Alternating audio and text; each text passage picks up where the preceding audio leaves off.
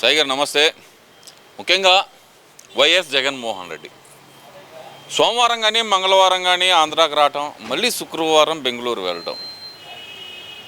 అలాగే చూస్తే కనుక ఈ బెంగళూరు పరిసర ప్రాంతాల్లోనే, అంటే బెంగళూరు ఆయన ప్యాలెస్ చుట్టుపక్కలే మద్యం కుంభకోణం నిందితుడు దొరకటం, అది సీనియర్ మోస్ట్ లాయర్లతోటి ఆయన చర్చలు జరుపుతా పట్టుబట్టడం. ఎలా చూడాలంటారు అసలు ఈ పరిస్థితిని అంతా?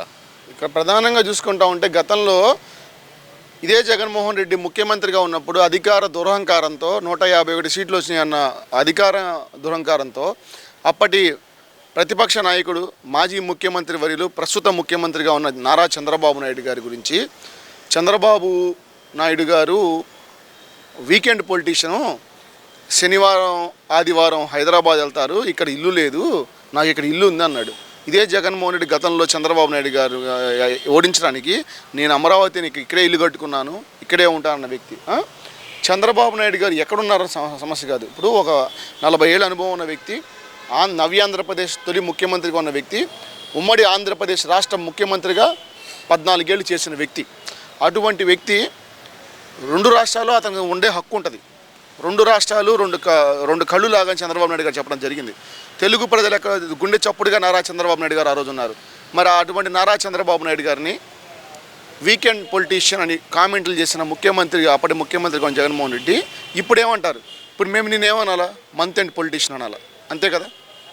అంటే నీకు ఇక్కడ ఉండటం ఇష్టం లేక, అసెంబ్లీకి వెళ్ళటం ఇష్టం లేదు, ప్రజా సమస్యలు అంటే ఇష్టం లేదు, ప్రజా సమస్యలను గాలికోలేస్తావు, వెళ్ళి నీ యొక్క రాజభోగాలు అనుభవించే బెంగళూరు ప్యాలెస్లో ఉండాలనుకుంటా ఉంటారు జగన్మోహన్ రెడ్డి గారు.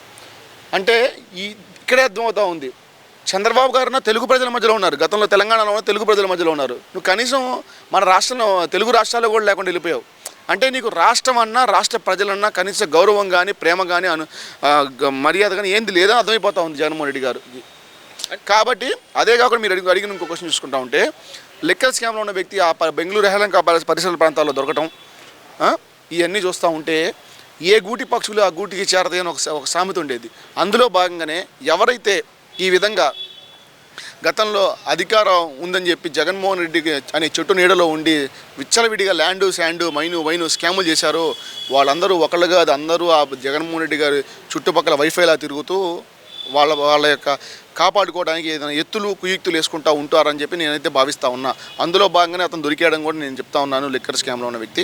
అలాగే అధికారులు కూడా ఈ మధ్యనే కొంతమంది ఎవరైతే జగన్మోహన్ రెడ్డి తానా అంటే తందానాడిన ఐఏఎస్ అధికారులు, ఐపీఎస్ అధికారులు కూడా బెంగళూరు వేదికగా జగన్మోహన్ రెడ్డి గారిని కలిసి ఇలా అంటే ఇప్పుడు కలిసి ఏం చేస్తారు, నువ్వు నీ వల్ల ఎట్లా చెప్పుకోలేరు, కానీ మేము ఇట్లా ఇబ్బందులు పడతాం, మమ్మల్ని ఇబ్బంది పెడతాం. కానీ వాస్తవానికి రాష్ట్రంలో అంత ప్రశాంతమైన పరిపాలన జరుగుతూ ఉంది, ప్రజలందరూ సుఖశాంతులతో ఉన్నారు, ప్రజలందరూ ఫస్ట్ అభద్రతా భావం విడిపోయి హ్యాపీగా బతుకుతున్నారు. దానికి నిదర్శనమే ఈరోజు రాష్ట్రంలో ఉన్న ప్రజాప్రభుత్వం, కూటమి ప్రభుత్వం అనే సందర్భంగా నేను తెలియజేస్తాను. అంటే ఇక్కడ ప్రధానంగా చూసుకునేది ఏంటంటే కనుక జగన్మోహన్ రెడ్డి ఉన్న ఏదైతే కనుక వైసీపీ పార్టీ ఈ ఐపీఎస్లకు సపోర్ట్ చేయటం, అంటే ఈ 16 మందికి పోస్టింగ్లు ఇవ్వకుండా వాళ్ళని ఇబ్బంది పెడుతున్నారు, ఐపీఎస్లను ఇబ్బంది పెట్టడం మంచి పరిణామం కాదు అంటూ ఆయన మాట్లాడతాం. ఐవైఆర్ కృష్ణారావు గారు కూడా ఇదే స్టేట్మెంట్ పాస్ చేయటం, వాళ్ళ మీద ఉంటే శాఖాపరమైన చర్యలు తీసుకోవాలి కానీ పోస్టింగ్లు ఇవ్వకుండా వాళ్ళని ఇబ్బంది పెట్టడం కరెక్ట్ పద్ధతి కాదు అంటే. గతంలో చూసుకుంటే ఏబి వెంకటేశ్వరరావు గారు మీరేం చేశారండి? అలాగే జాస్తి కృష్ణ కిషోర్ ఐఏఎస్ గారు మీరేం చేశారండి? అన్యాయంగా చెయ్యని తప్పులు ఇరిగిచ్చి మేము ఇంకా ఆ పనులు చేయలేదే, మీరు తప్పులు చేశారు కాబట్టి మనం పక్కన పెట్టారు, విచారించి నిజంగా మీ తప్పు ఉంటే పక్కన పెడతారు, లేకపోతే పోస్టింగ్లు తీసుకుంటారు తొందరలో. ప్రభుత్వం వచ్చి అన్నాలేదు 3 నెలలు అయింది, 3 నెలలు కూడా కాలే ఇంకా. మరి ఈరోజు అప్పుడు కక్షపూరితంగా వ్యక్తిగత రాజకీయ కక్షల్లో భాగంగా అధికారుల్ని బలి చేసిన ఈ జగన్మోహన్ రెడ్డి గారు, ఈ వైకాపా ప్రభుత్వం ఈరోజు మళ్ళీ దెయ్యాలు వేదాలు వల్లించినట్టు మాట్లాడుతూ ఉన్నారు. ఈరోజు గతంలో ఏబి వెంకటేశ్వరరావు గారిని ఎంత ఇబ్బంది పెట్టి చివరి రోజు కరెక్ట్గా ఎప్పుడైతే రిటైర్మెంట్ అయ్యే రోజు ఆయన కోర్టుకు వెళ్ళి న్యాయపరంగా పోరాడి తెచ్చుకున్నాడే, అలా కృష్ణ కిషోర్ ఐఏఎస్ కావచ్చు, ఎంతమంది ఐఏఎస్లు వీళ్ళందరినీ ఇబ్బందులు పెట్టింది మీరు, ఇట్లా చేసింది మీరు. నిమ్మగడ్డ ఎవరైతే ఆయన ఉన్నారో రమేష్ గారు దుగ్గిరాల నియోజకవర్గంలో ఉంటే ఆయన ఓటు కూడా తీసేసిన వ్యక్తులు, అంత గనులు వీళ్ళు. అంటే వీళ్ళందరూ ఏంటంటే కేవలం ఒక కులపిచ్చితో వాళ్ళకి సంబంధించిన వాళ్ళు కావచ్చు, వాళ్ళకి అడుగులకు మడుగులొత్తే నాయకులకి పెద్ద ఎత్తున వాళ్ళకి తాయిలు అందించడం, పెద్ద పెద్ద పదవులు కేటాయించడం. కానీ ఈరోజు నిజంగా ప్రజల తరపున పోరాడే వాళ్ళని అన్యాయంగా గతంలో ఇబ్బందులు పెట్టారు. వాళ్ళే ఇప్పుడు మాట్లాడటం అనేది చాలా హాస్యాస్పదంగా ఉంది. ఈరోజు ఎవరైతే పక్కన ఉన్నారో వాళ్ళందరూ కూడా పక్కనే లేరు. డీజీపీ గారు ఆఫీస్ రిపోర్ట్ చేయమన్నారు, కానీ వాళ్ళు రావట్లేదు. కూడా ఈ మధ్య సర్క్యులర్ కూడా పాస్ చేయడం జరిగింది, పొద్దున సాయంత్రం అటెండెన్స్ ఉండాలని చెప్పి. అంటే వీళ్ళకి ఉద్యోగాల మీద ఎంత ప్రేమ ఉందో అర్థమవుతోంది. ఎవరైతే అధికారులు అందరూ ఉన్నారో వీళ్ళందరూ గతంలో తెలుగుదేశం పార్టీ ప్రతిపక్షాలని, పౌర సంఘాలని, జనసేన నాయకుల్ని అందరినీ ఇబ్బందులు పెట్టి లాఠీ చార్జీలు చేసి ప్రజాప్రతినిధిని కూడా కొట్టి ఇబ్బందులు పెట్టిన నాయకులు ఈరోజు అందరూ పక్కన ఉన్నారు తప్పితే ఊరక అన్యాయంగా ఎవరిని పెట్టలేదు. ఈ తెలుగుదేశం, జనసేన, బీజేపీ కూటమితో కూడిన ప్రజాప్రభుత్వం అటువంటి చర్యలు కూడా పాల్పడదు. నిజంగా తప్పు చేసిన నాయకులు తప్పకుండా శిక్షింపబడతారు, కటకటాల పాలవడం తప్పకుండా చేస్తారని సందర్భంగా తెలియజేస్తాను. అసలు ఉత్తరాంధ్ర వైసీపీలో ఏం జరుగుతుందంటారు? విజయసాయి రెడ్డి తర్వాత వచ్చి దువ్వాడ శ్రీనివాసరావు, ఈరోజు అనూహ్యంగా తెర మీదకి వచ్చిన వ్యక్తి మరో వ్యక్తి అనంతబాబు. ఏంటంటారు ఈ పరిస్థితి? గతంలో ఇదే అనంతబాబు నేను ఒక వ్యక్తిని చంపి డోర్ డెలివరీ చేశానని ఒప్పుకున్నా సరే పార్టీ పరంగా ఎలాంటి చర్యలు తీసుకోలేకపోయారు, ఎమ్మెల్సీ నుంచి కూడా బర్తరఫ్ చేయలేకపోయారు, పార్టీ నుంచి సస్పెండ్ చేయలేకపోయారు. ఈరోజు ఒక మహిళలతోటి తన ప్రైవేట్ పార్టీలు చూపిస్తూ మాట్లాడటం ఏంటంటారు? అసలు ఈ పరిస్థితి అంతా ఉత్తరాంధ్ర ఎక్కువ జరగడానికి గల ప్రధాన కారణం ఏంటంటారు? అసలు గత ప్రభుత్వంలో హయాంలో 5 సంవత్సరాలు ప్రజలు అధికారం ఇస్తే ఈ ప్రజలచే ఎన్నుకోబడిన ప్రజాప్రతినిధులు ఎన్ని వికృత జుగుత్సాకరమైన క్రీడలు ఆడారో, ఎన్ని కామ క్రీడలు ఆడారో మనం చూసాం. అందులో భాగంగా సత్తనపల్లి ఉన్న మాజీ మంత్రి అంబటి రాంబాబు సంజన సుకన్య ఇష్యూ కావచ్చు. అంతకుముందు చూసుకుంటే ఎవరైతే మా ఎంపీ గోరంట్ల మాధవ్ సభ్య సమాజం తలదించుకునే విధంగా చూడకూడని వీడియో కాల్ ఒకటి ఆంధ్రప్రదేశ్ ప్రజలకు చూపించి చాలా దారుణంగా బిహేవ్ చేశాడు. ఆ ప్రభావం ఒక తరం మీద పడే అవకాశం కూడా ఉంది ఈ రోజుల్లో. మరి అది మర్చిపోవాలని దేవుణ్ణి ప్రార్థిద్దాం ప్రజలందరూ. అటువంటి అరాచకాలు చేశారు. అలాగే అవంతి శ్రీనివాస్ అరగంట కావచ్చు. అలాగే చూసుకుంటా ఉంటే మరి దువ్వాడ శ్రీనివాసు దివ్యల మాధురి కావచ్చు. ఈ విధంగా అట్లాగే చూసుకుంటా ఉంటే ప్రజెంట్ అనంతబాబు అంటే వైకాపా ప్రభుత్వంలో ప్రజాప్రతినిధ్యం వహించిన వాళ్ళు కావచ్చు, నాయకులుగా చలామణి వాళ్ళు కావచ్చు, ఒక అరాచకం కానీ ఒక జుగుత్సాకరమైన విషయాల్లో పాల్గొనకపోవటమే పాపాత్మ అని చెప్పి ఈ సందర్భంగా మనకు అర్థమవుతుంది. అంటే పాల్గొన్నాడు పాపాత్ముడిలాగా ఉంది పరిస్థితి అక్కడ. అట్లా ఉంది ఈ వైకాపా ప్రభుత్వం హయాంలో. దువ్వాడ శ్రీనివాస్ గారి మీద చర్యలు తీసుకున్న ఇదే జగన్మోహన్ రెడ్డి మరి అనంతబాబు మీద కూడా చర్యలు తీసుకుంటారంటారా? అతను అంతఃకరణ శుద్ధితో రాజకీయవేత్తగా ఉంటే తప్పకుండా తీసుకోవాలని అనుకుంటున్నాను. తీసుకుంటారని కూడా భావిస్తాను. తీసుకోకపోతే ఆ పార్టీ దండగా ఆ పార్టీకి సంబంధించిన ఈ వ్యక్తి కూడా ఇక్కడ ఒక వ్యక్తిని నేనే చంపానని కోర్టులో ఒప్పుకొని, పోలీసుల దగ్గర ఒప్పుకొని, శవాన్ని డోర్ డెలివరీ చేశానన్న ఒప్పుకున్న వ్యక్తిని సస్పెండ్ చేయలేకపోయారు. ఈరోజు ఆఫ్టర్ ఆల్ వీడియో కాల్ కోసం సస్పెండ్ చేస్తారనుకోవచ్చు అంటారా? మీరు అన్న కూడా పాయింటే.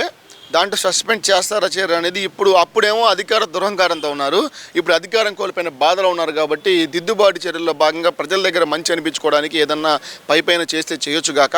కాకపోతే వాళ్ళ వైకాపాలో ఎవరైనా నాయకుడిగా ఎదగాలంటే, నాయకుడిగా చలామణి బేసిక్ క్వాలిఫికేషన్ ఏంటంటే ఒక రేపో, ఒక మర్డరో, డోర్ డెలివరీయో, లేకపోతే ఒక స్కామో, ఒక ల్యాండ్ శాండ్ మైన్లు ఏదైనా పార్ట్నర్షిప్ ఈ విధంగా లూటీలో చేసి ఉండాలి. అంటే ఏదైనా దొంగ పని చేస్తేనే వీళ్ళకి ఒక అర్హులుగా భావించారు గతంలో. కాబట్టి దాని గురించి మనం పెద్దగా చెప్పుకున్న మన కంఠశోష తప్పితే ఆల్రెడీ ప్రజలు చెంప చెల్లుమని తీర్పు ఇచ్చేశారు. ఇక్కడి నుంచైనా వాళ్ళు సన్మార్గంలో రాజకీయ మార్గంలో నడుస్తారని భావిద్దాం. నడవని పక్షంలో ఆ పార్టీ కూడా నామరూకాలు లేకుండా పోతున్న సందర్భం తెలియదు. అలాగే చూస్తే చివరిగా ఒక ప్రశ్న ఇక్కడ, ఉండవల్లి అరుణ్ కుమార్ రాష్ట్రంలో దాదాపు 12.5% ఓటింగ్ అనేది డిఫరెంట్ ఉంది పోలింగ్ అయిన నాటి నుంచి కౌంటింగ్ నాటికి. దీని మీద చంద్రబాబు నాయుడు గారే దీన్ని నిజాన్ని నిగ్గు తేల్చాలి, చంద్రబాబు నాయుడు గారే మాకు వచ్చేతలకి దీని మీద ఉన్న డౌట్లన్నీ క్లియర్ చేయాలి అని అయితే కనుక ఆయన ఒక స్టేట్మెంట్ అయితే ఇవ్వటం జరిగింది.